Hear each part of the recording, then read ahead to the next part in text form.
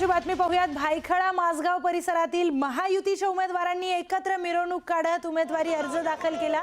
शिवसेनेच्या माजी आमदार यामिनी जाधव यांनी प्रभाग क्रमांक 209 मधून तर प्रभाग क्रमांक 210 मधून संतोष राणे आणि 208 मधून विजय लिपारे यांनी अर्ज दाखल केलाय।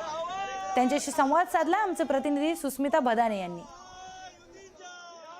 की आज अनेक उमेदवार हे उमेदवारी अर्ज दाखल करत आहेत आणि त्याच निमित्तानं भायखळामध्ये सुद्धा रिचर्डसन या केंद्राच्या बाहेर अनेक उमेदवार हे आता एकत्र यायला सुरुवात झालेली आहे। आपण बघतोय महायुतीचे उमेदवार हे आता मैदानात आलेले आहेत। महायुतीच्या उमेदवारांकडून एकत्रितपणे अर्ज दाखल केले जात आहेत। काय सांगाल, अनेक अर्थांनी आजचा दिवस महत्त्वाचा आहे। महायुती म्हणून तुम्ही एकत्र निवडणूक लढताय। महायुती म्हणून आम्ही एकत्र आहोत। गेली 10 वर्ष 15 वर्ष आम्ही एकत्रच काम करत आहोत आणि महायुतीचा भगवा झेंडा आम्हाला मुंबई महानगरपालिकेवर फडकवायचा आहे आणि माननीय मुख्यमंत्री देवेंद्र फडणवीस साहेब आणि उपमुख्यमंत्री सन्माननीय एकनाथजी शिंदे साहेबांच्या नेतृत्वाखाली ही निवडणूक आम्ही मुंबईकरांसाठी लढतो आहे। मुंबईकरांसाठी मुंबई गेली 25 वर्ष जो विकास ठप्प राहिलेला, मुंबईचा विकास ज्या पद्धतीने ढासळत चाललेला आहे, तो आम्हाला चांगल्या गोष्टी या ठिकाणी करून दाखवायच्या आहेत। त्यासाठी ही निवडणूक आमच्यासाठी फार महत्त्वाची आहे। भाजपचे उमेदवार म्हणून तुम्ही सुद्धा रिंगणात आहात। तिन्ही मिळून तुम्ही एकत्र अर्ज भरतायत। नेत्यांनी महाराष्ट्राचं सगळं सरकार एकत्र चालवायचं ठरवलंय।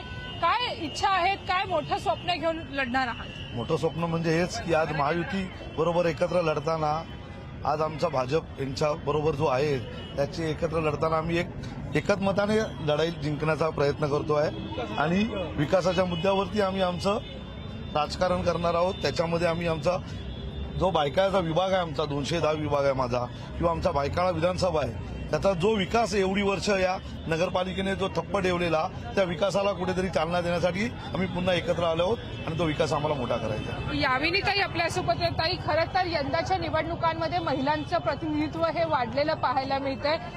कशा पद्धतीची तयारी असणार आहे, काय मुद्दे घेऊन जनतेसमोर जाणार? खरं तर या राज्याचे उपमुख्यमंत्री एकनाथजी शिंदे यांनी इतका कामाचा डोंगर रचलेला आहे, महिलांसाठी इतक्या योजना राबवलेल्या आहेत। मला वाटतं विकासाच्या मुद्द्यावर आम्ही पुढे जातोय आणि तुम्ही जसं म्हणालात की आम्ही महायुतीचे उमेदवार म्हणून तिघे एकत्र फॉर्म भरतोय, तर मला वाटतं हीच शिवसेना प्रमुखांना अभिप्रेत असलेली युती आणि महायुती असावी असं नक्कीच आपण बघतोय की तिन्ही पक्ष एकत्रितपणे निवडणूक लढच्या मैदानामध्ये उतरलेले आहेत आणि अर्ज भरताना सुद्धा दोन्ही पक्षांचे उमेदवार हे एकत्र असल्याचं आपल्याला पाहायला मिळते। सचिन सह सुस्मिता बदाने, न्यूज 18 लोकमत, मुंबई।